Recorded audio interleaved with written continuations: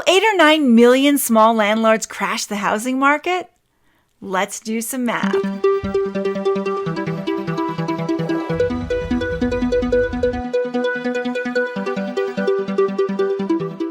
There have been some dramatic headlines lately about the 8 or 9 million small landlords that could potentially crash the housing market. The concern is that with 36 million Americans filing for unemployment, many may stop making their rent payments, which means landlords, many of whom carry mortgages on their properties, won't be able to make their payments. And with no ability to evict tenants due to coronavirus relief measures, in some cases up to 4 months, and with little in the way of government support, the thinking is these landlords are going to have to fire sale their properties or fall into foreclosure. Sounds plausible, right? Let's look at the math. First of all, why do I say 8 or 9 million? I was able to confirm 8 million individual landlords in the America's Rental Housing 2020 study, put out by the Joint Center for Housing Studies at Harvard University. But for some reason, the internet has glommed onto this 9 million landlords figure, which I cannot find a primary source on. So if you know what it is, please share it in the comments below. According to this survey, there are 47.2 million residential rental units in the U.S. Of these,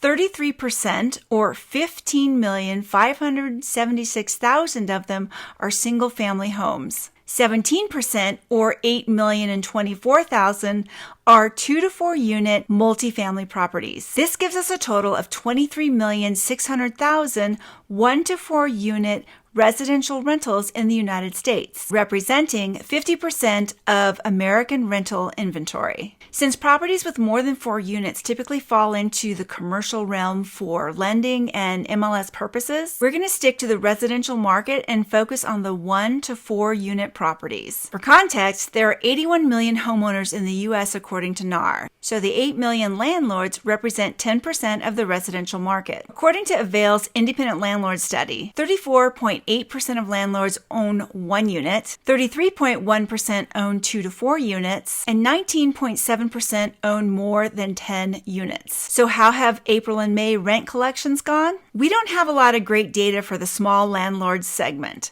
but here's what we do know. According to Rent Payment Tracker, which tracks 11.4 million professionally managed apartments, by the end of April, 94.6% of tenants had paid their rent. And by May 6th, 80.2% had paid. Real estate mega investor Sam Zell, in a recent Bloomberg interview, stated that his 8,000 tenants were 95% paid for May. And Brandon Turner from Bigger Pockets reported a 95% receipt rate from his 300 tenants, the same as usual. But Avail's recent survey of 1,463 individual landlords across the U.S. offers a different perspective, and here's what they found. 33% of landlords surveyed reported not receiving full rent for April, and 42% reported not receiving full rent for May. Of these, 60% said they were not receiving full rent in May because their tenants didn't or couldn't pay. 14% said their units were vacant, which is interesting because going into COVID,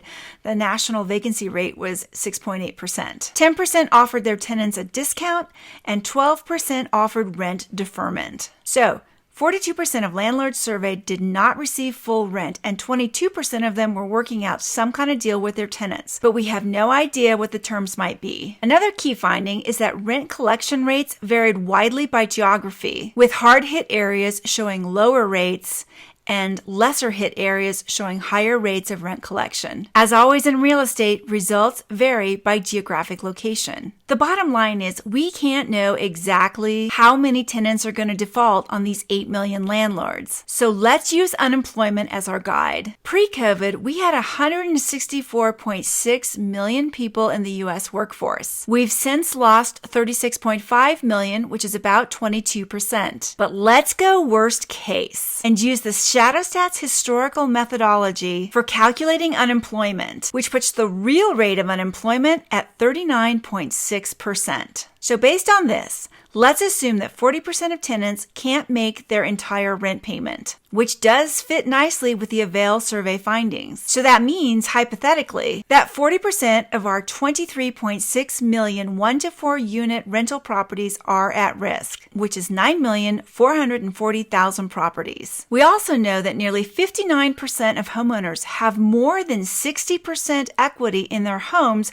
according to John Burns, which, applied to our landlords, means that those with high equity are probably going to be able to weather any rent reduction. So we'll take those out of the risk pool. That leaves us with 41% of landlords who have 0 to 60% equity, or 3,766,444 properties where maybe the landlord might have issues and may need to sell if their tenants don't come through. But honestly, 41 to 60% equity is still a lot to have in a property. So let's take that out too, which leaves us with 29% of small landlords who have 0 to 40% equity in their properties, or 2,832,000 residential properties at risk. In our worst case, 40% unemployment scenario where nobody can pay their rent. But given that we are 4 million homes underbuilt according to NAR, even in the unlikely event that all 2.8 million of those properties experience default by every one of their tenants, causing every single landlord to list their property for sale in an effort to avoid foreclosure, the bottom line is we still have the demographic demand to absorb it. More realistically,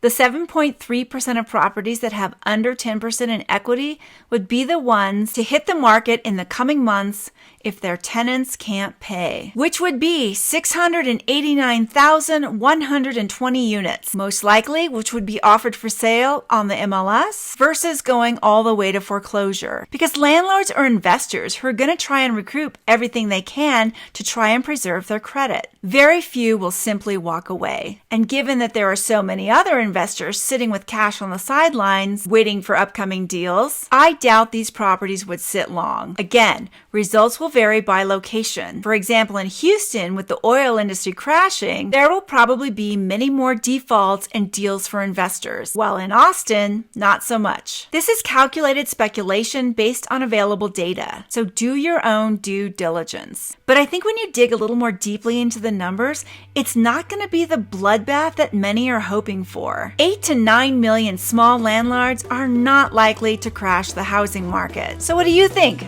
Did I miss something? Let me know in the comments below. I'm Diane and I'm a realtor with Chase International. We are not affiliated with the bank. We are an independent brokerage, the leader in the Reno-Tahoe region with almost $1.5 billion in annual sales. If you need help finding a trusted professional to help you buy or sell real estate anywhere in the United States or the world, please reach out. I have an excellent network. Please give this video a thumbs up if you found it useful. Thanks for watching and I'll see you next time.